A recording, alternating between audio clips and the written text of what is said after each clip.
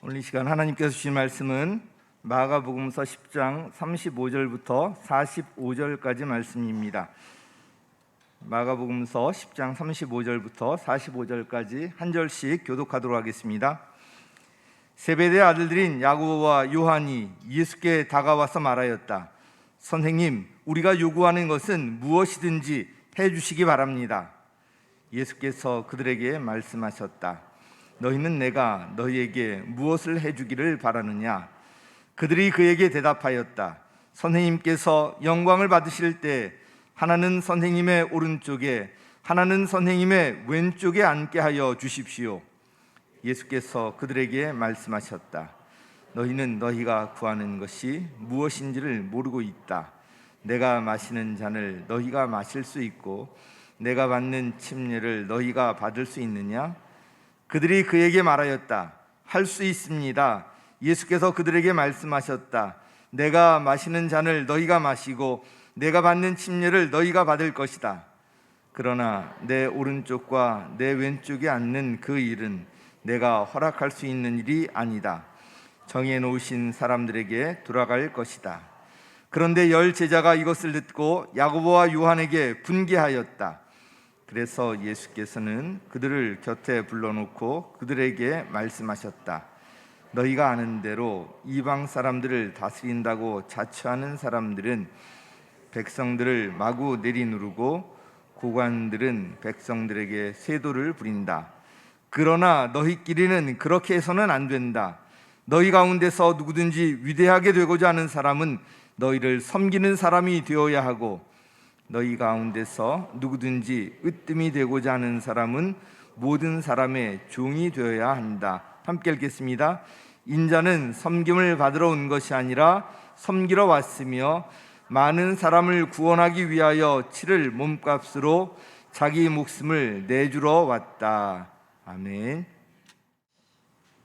오늘은 인자는 섬김을 받으러 온 것이 아니라 섬기러 왔다라는 제목으로 말씀을 드립니다.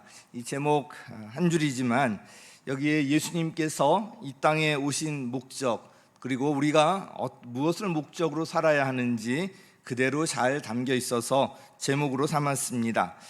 오늘 본문을 제대로 알기 위해서는 그 앞절 내용을 우리가 알 필요가 있는데요, 예수님께서는 죽음과 부활에 대해서 제자들에게 이미 2번씩이나 언급하셨음에도 불구하고 제자들은 이에 대해서 아직 잘 이해하지 못하고 있었던 것 같습니다. 오늘 본문 바로 앞에서도 예수님께서는 예수님의 죽음과 부활에 대해서 다시 언급하셨는데 제자들에게 이전보다 더 자세하게 말씀해 주셨습니다. 이 일이 곧 이제 일어날 일이었기 때문에 자세히 말씀하신 것 같습니다.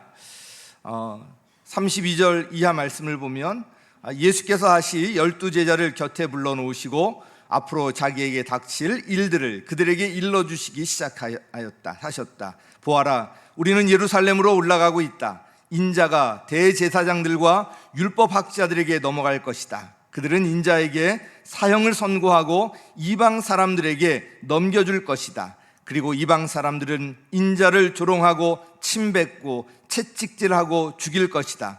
그러나 그는 사흘 후에 살아날 것이다.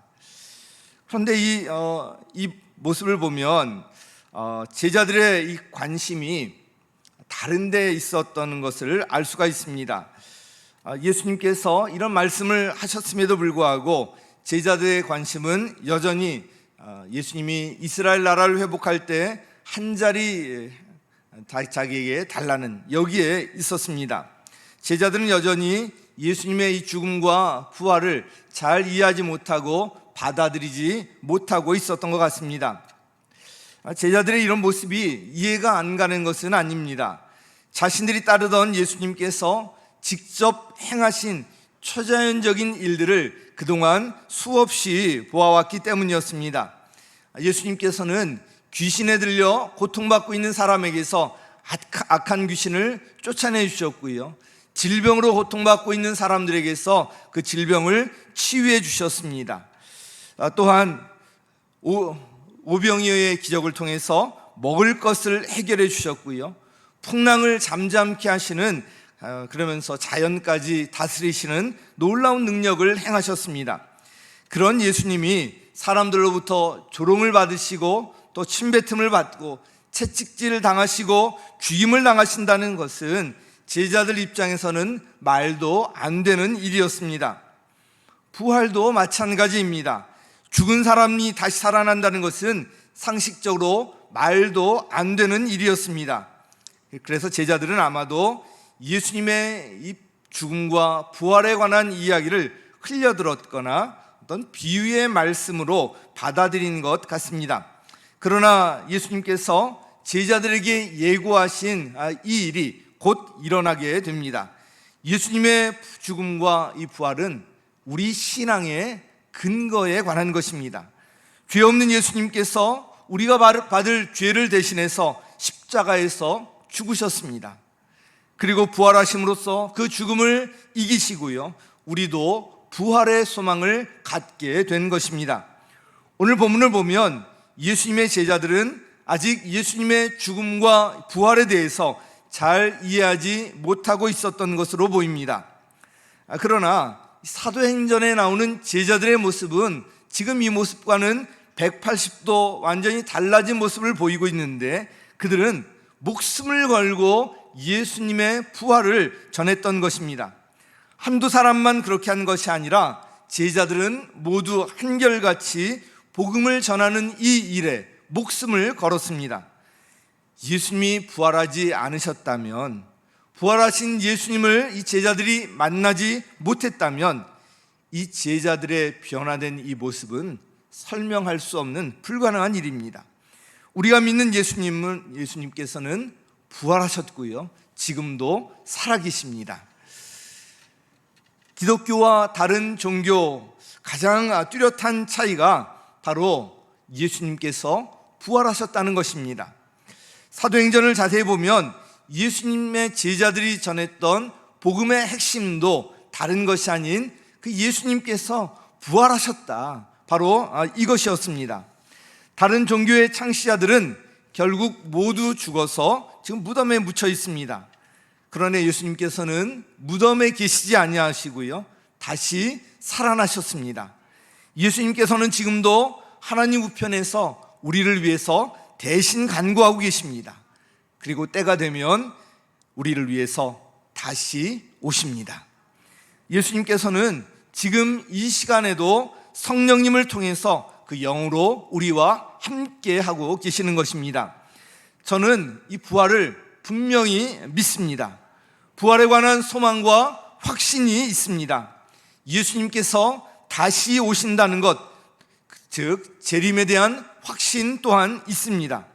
이 믿음이 있기 때문에 지금 이 자리에 있는 것이고요, 예수님의 이 가르침을 오늘 설교로 전하고 있는 것입니다. 오늘 본문에 나오는 예수님의 가르침을 통해서 오늘 우리에게 하시고자 하시는 그 메시지가 무엇일까, 몇 가지 소제목으로 나눠서 말씀을 드리려고 합니다. 첫 번째는요, 우리 인생의 목적은 섬김을 받는 것이 아니라 섬기는 데 있다는 것입니다. 같이 읽겠습니다. 시작. 인생의 목적은 섬김을 받는 것이 아니라 섬기는 데 있다. 자, 37절 말씀을 보면 예수님의 두 제자 야고보와 요한이 이렇게 이제 이야기합니다. 그들이 그에게 대답하였다. 선생님께서 영광을 받으실 때 하나는 선생님의 오른쪽에 하나는 선생님의 왼쪽에 앉게 하여 주십시오. 아주 그럴듯한 이야기 아닙니까? 예수님을 가까이서 따랐던 야고보와 요한의 요구였습니다. 그런데 본문을 자세히 보면 그들의 관심은 여전히 세상적인 것에 머물러 있었던 것을 볼 수가 있습니다. 그들은 예수님께서 이스라엘의 왕이 되실 것을 기대하고 있었던 것입니다. 그리고 그때 가장 높은 한 자리씩을 달라는 요구를 하고 있는 것입니다. 이에 대한 다른 제자들의 반응을 보면 확실하게 드러납니다. 우리 41절 함께 읽겠습니다. 시작. 그런데 10 제자가 이것을 듣고 야고보와 요한에게 분개하였다. 이 제자들의 이 모습을 보면 참 좀 실망스러운 그런 생각이 들 법도 합니다. 다른 제자들 역시도 다른 생각을 갖고 있었던 것이 아니라 이 야고보와 요한처럼 이스라엘 나라를 회복할 때 자기들도 한 자리 차지할 것을 기대하고 있었던 것 같아요. 이런 제자들의 모습을 보면 예수님께서 얼마나 답답하셨을까 생각이 듭니다. 3년 동안이나 제자들과 함께 하시면서 가르치셨고요, 그들 앞에서 수많은 기적을 행하셨고요, 예수님의 죽음과 부활에 관해서도 3번씩이나 말씀하셨음에도 불구하고 제자들은 예수님의 이 가르침을 제대로 깨닫지 못하고 있었기 때문에 그렇습니다. 예수님께서는 나중에 한 자리 달라고 하는 야고보와 요한에게 이렇게 말씀하십니다. 너희는 너희가 구하는 것이 무엇인지 모르고 있다.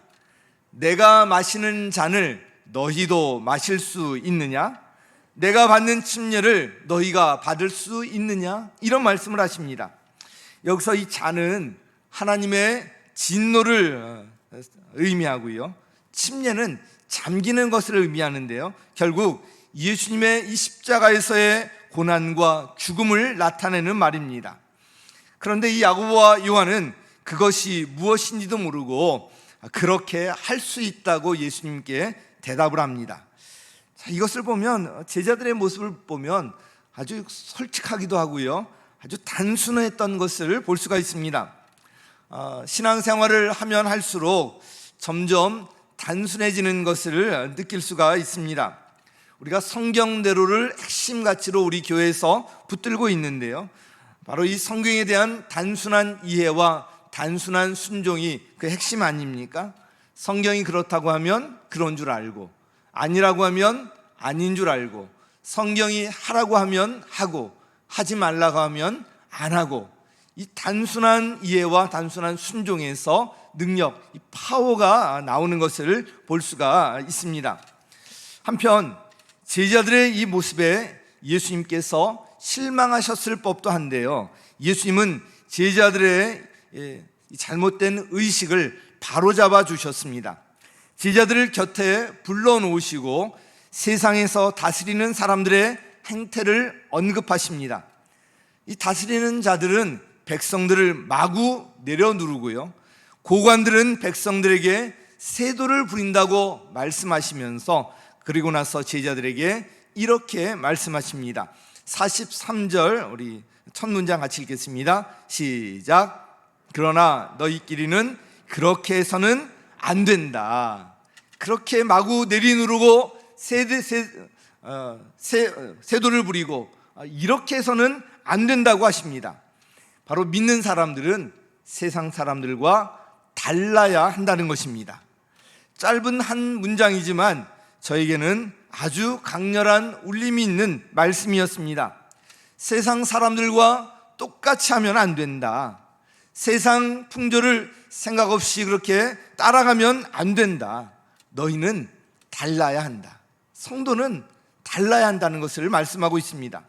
제자들에게 이 말씀을 하신 후에 예수님께서 이 땅에 오신 목적에 관해서 분명하게 말씀해 주셨습니다.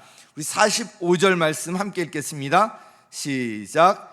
인자는 섬김을 받으러 온 것이 아니라 섬기러 왔으며 많은 사람을 구원하기 위하여 치를 몸값으로 자기 목숨을 내주러 왔다. 아멘.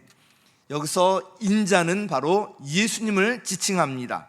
가장 섬김을 받아야 할 분이 예수님이 아닙니까? 그런데 예수님께서 섬김을 받으러 온 것이 아니라 섬기러 왔다고 직접 말씀하셨습니다. 예수님께서 이 땅에 오신 그 자체부터 섬김이었고요, 실제로 제자들의 발을 씻겨주시는 섬김의 본을 보여주셨습니다. 그리고 제자들을 향해서 이렇게 말씀하셨습니다. 우리 요한복음서 13장 15절 함께 읽겠습니다. 시작. 내가 너희에게 한 것과 같이 너희도 이렇게 하라고 내가 본을 보여준 것이다. 예수님이 종의 모습으로 제자들의 발을 씻겨주신 후에 바로 종이 된 이 모습대로 너희도 서로 섬기도록 내가 본을 보여줬다고 말씀하고 있습니다. 내가 너희에게 한 것과 같이 너희도 이렇게 하라고 본을 보인 것이다. 예수님께서는 직접 말씀을 하시고요, 친히 본을 보이시면서까지 가르쳐 주셨는데, 이렇듯 우리 인생의 목적은 섬김을 받는 데 있는 것이 아니라 섬기는 데 있다는 것을 알 수가 있습니다. 세상 사람들의 관심은 섬김을 받는 데 있습니다. 세상에서 출세하려고 성공하려는 것도 보면 밑에서 자기를 섬겨줄 사람을 많이 거느리려는 것 아닙니까? 그런데 인생의 목적을 이렇게 섬김을 받는 데 두면 늘 만족스럽지 않고요, 행복하지 않습니다. 그 욕심이 끝이 없기 때문이고요, 그 욕심은 결코 채워지지 않기 때문입니다. 인생의 목적을 섬김을 받는 데 두면 세상이 자기를 중심으로 돌아가야 한다고 생각합니다. 이웃이 존재하는 이유도 자기를 위해서고요, 배우자가 존재하는 이유도 자기를 위해서고요, 교회가 존재하는 이유도 자기를 위해서고요, 심지어 하나님까지 자기 자신을 위해 존재하는 것으로 생각하게 됩니다. 그래서 이웃이 자기 뜻대로 움직이지 않으니까 불평합니다. 분노합니다. 배우자가 자기를 섬겨주지 않으니까 불평합니다. 하나님이 자기 생각대로 도우시지 않는 것 같으니까 하나님께도 불평이 나옵니다. 인생의 목적을 섬김을 받는 데 두면 늘 불만족스럽고요, 늘 불평하고 불행할 수밖에 없는 것입니다. 그래서 우리의 생각을 바꿔야 돼요. 우리 관점을 바꿔야 돼요. 예수님께서 가르쳐 주신 대로 인생의 목적을 섬기는 데 두기로 결단해 보시기 바랍니다. 인생이 새로워지는 것을 경험하실 수 있을 것입니다.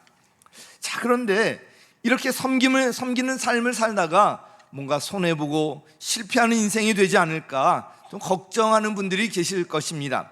그런데 그렇지 않습니다. 그래서 두 번째는요, 이렇게 섬기는 삶을 살 때 하나님께서 높여주신다는 거예요. 같이 읽겠습니다. 시작. 섬기는 삶을 살 때 하나님이 높여주신다. 아멘. 43절 44절 말씀을 보면 그러나 너희끼리는 그렇게 해서는 안 된다. 너희 가운데서 누구든지 위대하게 되고자 하는 사람은 너희를 섬기는 사람이 되어야 하고, 너희 가운데서 누구든지 으뜸이 되고자 하는 사람은 모든 사람의 종이 되어야 한다. 섬기는 사람이 되고 종이 되어야 한다고 말씀하고 계시는데요, 이 종이 된다는 것, 그 의미를 잘 아실 것입니다. 다른 사람의 종이 된다는 것은요, 나의 필요보다 다른 사람의 필요가 우선하는 거예요. 또 다른 사람을 성공시켜주는 사람이 되는 거라고 제가 종종 말씀을 드렸습니다. 종은 주인의 필요를 위해서 존재하기 때문입니다. 그런데 실제로 이렇게 하는 것이 쉽지가 않습니다. 이렇게 섬김의 삶을 살기 위해서는 먼저 자신을 내려놓아야 하기 때문에 그렇습니다. 섬긴다는 것은 종이 된다는 것인데요, 자신을 내려놓지 않고서는 종이 될 수가 없기 때문입니다. 즉, 자존심을 내려놓고요, 자신의 에고가 죽어야 합니다. 또한 섬기기 위해서는 시간을 투자해야 되고요, 물질을 투자해야 합니다. 이런 희생이 필요한 것이 바로 섬김입니다. 그래서 사실 섬김에도 훈련의 과정이 필요합니다. 모든 것을 한 번에 바꾸려면 쉽지가 않습니다. 한 번에 하려고 하지 말고요, 작은 것부터 시작해 보시기 바랍니다. 작은 것부터 시작해 보다 보면 섬김이 자연스러워지게 됩니다. 우리 교회도 이 가정교회를 처음 시작했을 때와 지금 비교해 보면 우리 목자 목녀님들의 섬김의 모습을 보면 정말 놀랍습니다. 어떻게 저런 섬김이 가능할까 생각할 때도 많고요, 목회자로서 부끄러울 때도 많습니다. 누가 시켜서 하는 것도 아니고요, 그 그 섬기는 그런 모습을 보면 참 자연스럽습니다. 2019년에 우리가 첫 평신도 세미나를 우리가 섬기게 되었는데요. 다른 이제 교회에서 그때 40명 가량 우리 교회 와서 세미나에 참여했고요. 우리 교회에서 이 세미나를 섬겼습니다. 그때 보면 교재를 우리 교회에서 만드는데요. 그냥 프린트해서 한 번에 만들어도 되는데 교재 그 표지에다가 그 사람의 이름을 한 사람씩 넣어서 하나씩 프린트하는 모습을 보면서 참 감동이 된 적이 있었습니다. 가정교회 어록을 우리 엘리베이터나 화장실이나 곳곳에 다 붙여놨는데 거기에도 보면 굉장히 정성이 들어간 것을 볼 수가 있습니다. 참 좋은 재질로 아름답게 그렇게 꾸민 것을 볼 수가 있습니다. 간식도 정말 놀라운 그런 준비가 있었고요. 우리가 식사도 각 목장이나 개인별로 뷔페 음식을 준비했는데 거의 모든 성도님들이 함께 여기에 참여해서 아주 풍성한 섬김이 이루어질 수가 있었습니다. 2019년에 이어서 2020년도 기대가 되었지만 코로나로 인해서 대면으로 세미나를 할 수가 없는 상황이었습니다. 어떻게 할까? 그래서 온라인으로 세미나를 우리가 진행하기로 했습니다. 그래서 20명이 조금 못 되는 그런 참가자들이 우리 교회에 이 세미나에 참가했고요. 줌으로 강의를 하고 간증을 하고 했었는데 그때도 아주 놀라운 섬김이 있었습니다. 이 세미나를 하려면 교재를 참여자들한테 직접 전달을 해야 되는데 저는 이것을 택배로 보내는 것을 생각을 하고 있었습니다. 그런데 그때 실제로 어떻게 했냐면 이 교재와 각 시간별로 간식을 준비해서 이 박스에 포장해서 섬기는 목자 모녀님들이 직접 참가자들의 집이나 교회로 찾아가서 직접 전달했어요. 어떤 목장에서는 목장 식구들과 함께 가서 전달을 했습니다. 전 참 놀랐습니다. 제가 절대로 시킨 것도 아니고 자발적으로 이렇게 제안을 하고 했던 것입니다. 또 아이들이 있는 참가자들에게는 그것을 생각해서 또 음식을 배달을 시켜주기도 하고요. 여러 가지 섬기는 모습들을 볼 수가 있었는데 이런 것들이 감동을 주었고요. 비록 온라인으로 세미나를 주최했지만 열매가 풍성했던 것을 우리가 경험할 수가 있었습니다. 누가 시켜서 한 것이 아니라 자발적으로 한 것인데요. 자연스럽게 이런 섬김이 이어지는 것을 볼 수가 있었습니다. 그런데 이렇게 자연스럽게 섬기기까지 훈련의 과정이 있었습니다. 우리 교회도 처음에는 목장 모임을 위해서 집을 오픈하는 것 힘들어했습니다. 목장에서 밥을 해서 먹는 것도 힘들었던 적이 있습니다. 열심을 다해서 섬겼는데 떠나는 사람이 있어서 마음 아픔을 경험하기도 했습니다. 그럼에도 불구하고 순종하며 섬기다 보니까 이 섬김이 여기까지 오게 되고 자연스러워지게 된 것입니다. 이번에도 제주에 있는 두 교회를 섬기면서 참 감사했습니다. 제주에 있는 교회 굉장히 열악하고 특별히 이제 두 교회 보니까 많이 힘든 상황이었는데 우리가 가서 함께 예배드리고 찬양하고 기도하고 또 십시일반으로 헌금하고 이렇게 후원금을 전달하고 이런 과정을 통해서 큰 힘이 되었다고 합니다. 나중에 또 전화로 너무 감사하다고 그런 이야기까지 하셨는데 그런데요 거기에 참여했던 우리 30여 명의 우리 옥수교회 성도님들이 더 큰 은혜를 경험한 것 같아요. 섬기면서 오히려 그 섬김의 기쁨이 무엇인지 깊이 경험하고 돌아온 것 같습니다. 예수님께서는 목숨을 내어주시기까지 우리를 섬기셨습니다. 우리 45절 우리 함께 읽겠습니다. 시작. 인자는 섬김을 받으러 온 것이 아니라 섬기러 왔으며 많은 사람을 구원하기 위하여 치를 몸값으로 자기 목숨을 내주러 왔다. 그런데 그런 예수님을 하나님께서 지극히 높여주셨습니다. 우리 빌립보서 2장 9절 함께 읽겠습니다. 시작. 그러므로 하나님께서는 그를 지극히 높이시고 모든 이름 위에 뛰어난 이름을 그에게 주셨습니다. 아멘. 섬기는 삶이 손해보는 것 같지만 결코 그렇지 않습니다. 때로는 바보가 되는 것 같기도 하고요, 때로는 무시당하는 것 같기도 하지만 그렇지 않습니다. 섬기는 삶을 살 때 하나님께서 높여주십니다. 오늘 본문의 43절, 44절도 보면 위대하게 또 으뜸이 되고자 하는 사람, 이 말이 나오는데 우리 함께 다시 한번 읽겠습니다. 시작. 그러나 너희끼리는 그렇게 해서는 안 된다.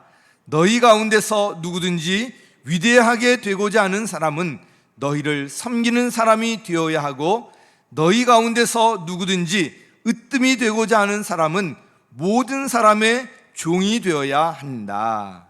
자, 이 말 거꾸로 보면요, 섬기는 사람, 종이 되어서 사는 사람은 하나님께서 위대하게 높이시고요, 으뜸이 되게 하신다는 약속의 말씀입니다. 하나님께서 우리 교회에 참 좋은 교역자들을 보내주셨습니다. 정말 감사한 일입니다. 교역자들끼리 서로 섬기고요, 분위기가 참 좋습니다. 교역자 모임을 할 때마다 기쁨이 넘치고요, 참 즐겁습니다. 오늘 말씀과 관련해서 최근에 교역자 모임에서 나눈 이야기 하나를 말씀드리려고 합니다. 이런 말씀을 드릴 때면 좀 불안한 것이, 이것을 제 자랑으로 들으시면 절대로 안 되고요, 하나님께서 이 섬김의 삶을 기뻐하시고 높여주신다는 것에 초점을 두셨으면 좋겠습니다. 우리 교회 청소년부에 이제 서주만 목사님이 최근에 이제 부임해서 우리 교회에서 열심히 이제 사역을 하고 계시는데, 우리 교회 처음 이제 부임하기 전에 면접을 하지 않습니까? 저와 담임 목사와 면접을 할 때 그 일을 이야기해 주셨습니다. 저와 면접을 하고 난 후에 제가 지하 주차장까지 배웅을 이제 간 것 같습니다. 그런데 제가 갑자기 1층으로 뛰어 올라가서 내려져 있던 주차장 셔터를 올리더라는 것입니다. 그 모습이 참 인상적이었고 좋은 인상을 받았다고 하셨습니다. 저는 그냥 서주환 목사님이 나가시는데 불편함이 없도록 하기 위해서 한 일뿐이었는데, 이 일을 다시 생각해 보니까 담임 목사 체면을 생각하면 할 수 없는 일이었습니다. 제가 이제 조금 있으면 60이 됩니다. 제가 아직 60이 되기 싫어서 만으로 이렇게 나이를 세고 있는데요, 60이 다 된 담임 목사가 30대 초반에 이 젊은 목사 자동차가 나가는데 불편함이 없도록 셔터 쪽으로 막 뛰어 올라가서 셔터를 열어주고 있는 모습이 참 일반적인 모습은 아닌 것 같은 생각이 들었습니다. 그런데 가정교회를 통해서 섬김을 훈련하면서 이런 것이 자연스러워진 것 같습니다. 그래서 그 이야기를 들으며 참 감사한 생각이 들었습니다. 담임 목사로서 체면이나 자존심을 생각하고 그것을 고집했으면 할 수 없는 일입니다. 그런데 이렇게 체면을 내려놓고 섬길 때 하나님께서 높여주시는 것을 볼 수가 있었습니다. 서주만 목사님이 그런 저의 모습을 보고 저를 깔보고 우습게 여겼을까요? 그렇지 않습니다. 저를 담임 목사로서 지극히 존중하고요, 어떤 일이든지 자원하는 마음으로 순종해 주고 계십니다. 다른 교역자들도 마찬가지예요. 그 진심이 그대로 느껴지고 있어요. 그래서 참 목회가 행복해요. 섬김의 삶을 살 때 하나님께서 높여주십니다. 이것은 교회에서뿐만 아니라 우리 가정과 직장, 우리 삶의 모든 현장에서도 마찬가지입니다. 우리가 섬김의 삶을 살 때 바로 하나님께서 높여주십니다. 또한 마지막 세 번째로, 섬기는 삶을 살 때 예수님을 닮아갈 수 있습니다. 우리 같이 읽겠습니다. 시작. 섬기는 삶을 살 때 예수님을 닮는다. 섬기는 삶을 살 때 자유함이 있습니다. 제가 예를 하나 들어보도록 하겠습니다. 제가 전에 경건의 삶을 직접 강의를 했었는데요. 이 경건의 삶에 보면 여러 가지 훈련들이 나와 있는데 그 중에 섬김의 훈련에 관한 장이 있습니다. 제가 경건의 삶을 인도할 때 한 분이 이런 간증을 해주셨습니다. 오래되어서 정확히 기억이 나지는 않지만 이런 내용이었습니다. 아내도 이 직장 생활을 하기 때문에 가사 일을 분담하셨고요. 아마 가사 일을 거의 도맡아 하셨던 것 같아요. 그런데 다른 친구들을 만나보면 집안일을 아내가 하는 것을 보고요, 그러면서 나만 가사 일을 하고 있다 이런 생각이 드니까 굉장히 그 가사 일을 하면서 불평이 되고 힘이 들었다고 합니다. 그런데 이 섬김의 훈련에서 예수님께서 제자들의 발을 씻기시며 섬기신 이 모습을 보면서 생각을 바꾸게 되었다고 하셨습니다. 가사 일을 섬기는 마음으로 자신의 일로 여기고 하게 되었는데, 그렇게 하니까 불평이 사라지고 기쁨으로 하게 되었다는 것입니다. 환경이 바뀐 것은 없었습니다. 가사 일을 여전히 하고 있었습니다. 그런데 바뀐 것이 있었습니다. 바로 생각, 관점이 바뀐 것입니다. 섬기는 마음으로 자신의 일로 여기면서 일을 하면서 불평하는 마음이 사라지고요, 기쁨이 찾아오는 것입니다. 그래서 우리의 생각, 이 관점을 바꾸는 것이 아주 중요합니다. 인생의 목적을 섬기는 데 두기로 결단해 보시기 바랍니다. 이전에 경험하지 못했던 기쁨을 경험하게 될 것입니다. 섬겨보신 분들은 그것이 어떤 것인지 잘 아실 것입니다. 그뿐만 아니라 섬김의 삶을 살 때 비로소 예수님을 닮아가게 됩니다. 우리 크리스찬의 삶의 목표는 예수님을 닮는 것 아닙니까? 그래서 에베소서 4장 13절에도 이렇게 말씀하고 있습니다. 우리 같이 읽겠습니다. 시작. 그리하여 우리 모두가 하나님의 아들을 믿는 일과 아는 일에 하나가 되고 온전한 사람이 되어서 그리스도의 충만하심의 경지에까지 다다르게 됩니다. 우리가 온전한 사람이 되는 것, 어디까지 다다르냐 하면 바로 예수 그리스도에게까지. 그래서 예수님을 닮는 것이 우리 크리스천들의 삶의 목표인 것입니다. 근데 예수님의 삶의 가장 큰 특징 두 가지를 들라면 순종과 섬김을 들 수가 있습니다. 그런데 이 순종이나 섬김 모두 인간의 본성을 거스르는 것들입니다. 자신을 내려놓지 않고서는 할 수 없는 것들인데요, 그렇기 때문에 예수님을 닮기 위해서는 무엇보다도 우리가 이 순종과 섬김의 삶을 살아야 하는 것입니다.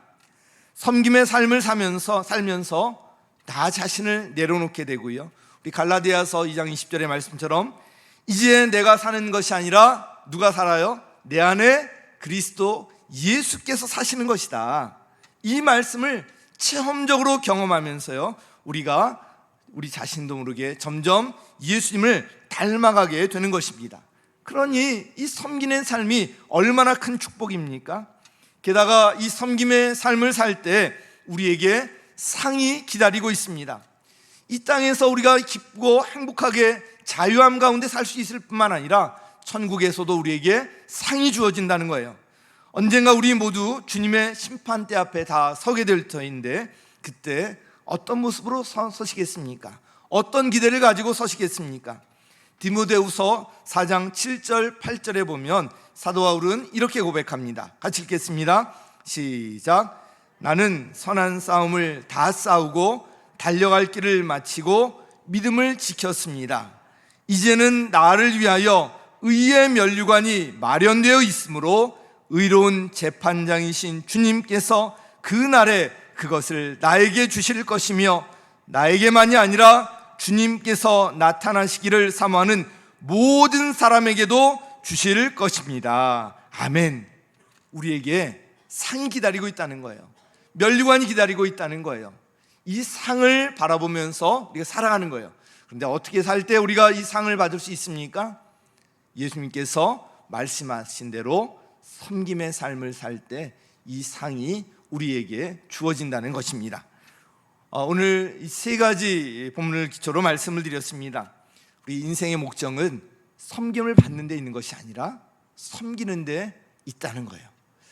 예수님께서 친히 본을 보여주시면서까지 제자들 향해서 섬기라고 말씀하셨습니다. 섬기는 삶을 살 때 손해보고 실패하는 것 같지만 그렇지 않습니다. 하나님께서 높여주십니다. 사람들의 인정을 받고요, 하나님께서 높여주시는 이런 삶을 살게 되니까 행복하고 만족스럽습니다. 섬기는 이 삶을 살 때 예수님을 닮게 됩니다. 우리 크리스찬의 목표가 예수님을 닮는 것인데 섬김을 통해서 예수님을 닮을 수가 있으니 얼마나 큰 축복입니까? 게다가 천국에서 우리를 기다리고 있습니다. 오늘 말씀을 마치기 전에 제가 칼럼을 좀 읽어드리도록 하겠습니다. 이번 세기업줄 특별 새벽 기도회 주제가 뭐라고 되어 있죠? 의의 면류관이 마련되어 있으므로. 자, 의의 면류관이 마련되어 있으므로 세기업줄 특별 새벽 기도에 같이 나오시라는 것입니다. 그래서 칼럼 제가 한번 읽어드리고 말씀 마치겠습니다. 믿음을 드러낼 기회. 믿음은 위기의 순간에 빛을 발합니다. 진정한 믿음은 어렵고 힘든 순간에 드러납니다. 한국 교회는 지금 위기 상황에 처해 있습니다. 사실 코로나19 이전부터 교회 안에 깊숙이 침투해 있던 세속주의, 물량주의, 개인주의 등으로 인해서 위기의식이 팽배해 있었는데 코로나19를 지나면서 그것이 더 심각해졌습니다. 코로나 팬데믹을 지나는 동안 일부 교회의 문제가 전체 교회의 문제로 비화되어서 기독교에 대한 세상의 인식에 부정적 영향까지 더해지게 되었고, 복음 전파라는 교회가 해야 할 가장 중요한 일이 큰 장벽에 부딪힌 느낌입니다. 교회 내적으로도 어려움에 처해 있습니다. 코로나19가 시작된 이후 대면 예배와 모임에 대한 정부의 전면 금지 내지는 제한 조치가 계속 이어졌던 영향이 큽니다.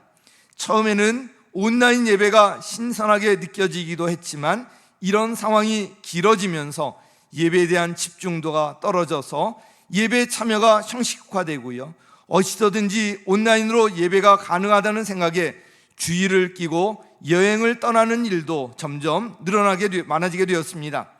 교회 학교 예배와 모임 역시 마찬가지 상황을 겪어왔습니다.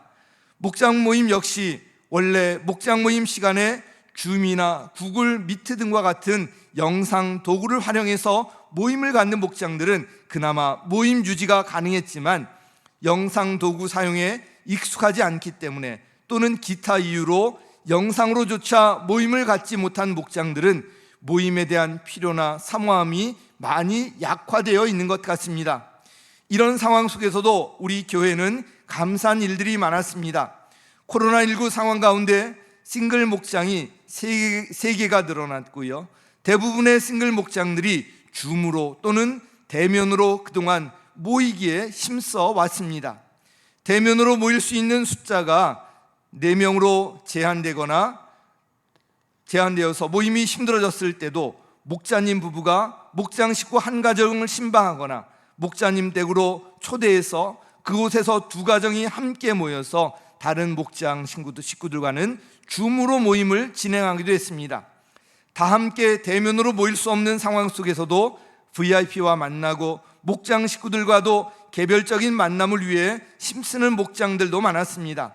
이렇게 코로나 팬데믹 상황 속에서도 VIP 전도를 위해 목장 식구들을 돌보기 위해 모이기에 힘쓰는 모습을 지켜보며 마음에 감동이 되어 눈물을 흘릴 때도 많았습니다. 주님께서도 감동하시고 기뻐하셨을 것입니다. 그동안 소원하던 평신도 세미나를 마침내 2019년 가을에 우리 교회에서 주최하며 큰 기쁨이 있었는데 그 다음 해에는 코로나 상황으로 인해서 세미나 주최가 어렵게 되었습니다.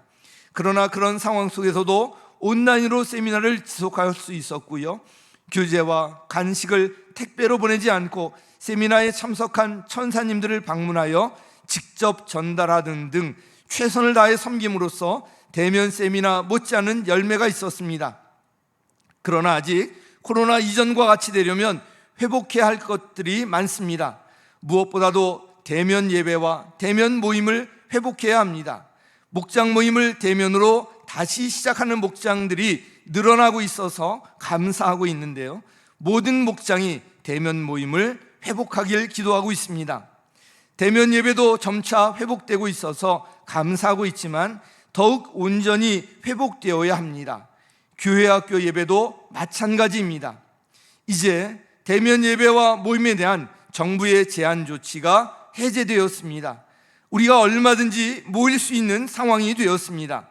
그래서 기도하는 가운데 이번 세겹줄 특별 새벽 기도회는 코로나 이전과 같이 교회에서 대면으로 진행할 것을 결정하게 되었습니다. 이제 우리의 믿음을 드러낼 기회입니다. 지난 주일부터 화요일까지 2박 3일 동안 가정교회 사역부와 선교사역부가 연합으로 제주도에서 가졌던 워크숍과 국내 선교지 탐방에 하나님께서는 기대했던 것보다 훨씬 큰 은혜를 부어주셨습니다. 우리의 믿음을 하나님께서 기뻐 받으셨다고 확신하고 있습니다. 이제 우리의 믿음을 드러낼 기회입니다. 하나님께서 우리의 믿음을 보시고 회복의 은혜를 주실 것입니다. 우리의 믿음을 보시고 치유의 역사를 나타내실 것입니다. 우리의 믿음을 보시고 위로부터 오는 새로운 힘과 지혜를 부어주실 것입니다. 우리의 믿음을 보시고 우리의 기도에 응답하실 것입니다. 우리가 기도하는 것보다 더 응답하시고 우리가 생각하는 것보다 더 이루어 주실 것입니다. 이번 세겹줄 특별 새벽 기도에 모두 교회로 나와서 함께 기도합시다. 내일부터 시작이 됩니다. 우리 중직들, 장로님들, 안수 집사님들, 권사님들, 우리의 믿음을 드러낼 기회입니다. 우리 집사님들, 또 우리 목자, 목녀님들, 우리의 믿음을 드러낼 기회입니다. 다른 때보다 더 모이기에 힘쓰는 그런 세겹줄 특세가 되었으면 좋겠습니다. 우리가 모일 때 하나님의 큰 역사가 일어나는 것을 볼 수가 있습니다. 오순절 성령 강림 사건도 한 개인에게 임하지 아니하고요, 120명 문도가 함께 기도하는 그 자리에 역사하셨던 것을 볼 수가 있습니다. 하나님께서는 언제나 공동체를 통해서 역사하십니다. 우리의 모여있는 그 자리에 하나님의 충만한 임재 가운데 놀라운 능력을 나타내십니다. 우리 이 믿음을 가지고 우리의 믿음을 한번 드러내고 서로 섬기는 마음으로 우리 내일부터 세겹줄 특별 새벽 기도에 어떻게든 이 자리에 다 놓으셨으면 좋겠습니다. 아무리 집이 멀더라도 최소한 한 번, 두 번이라도 꼭 참여하셔서 우리 성도 모두 함께 다 참여하는 이번 세겹줄 특별 새벽 기도회가 되었으면 좋겠습니다. 우리 믿음을 드러내고 서로 섬기는 마음으로 세겹줄 특세 함께 하셨으면 좋겠습니다.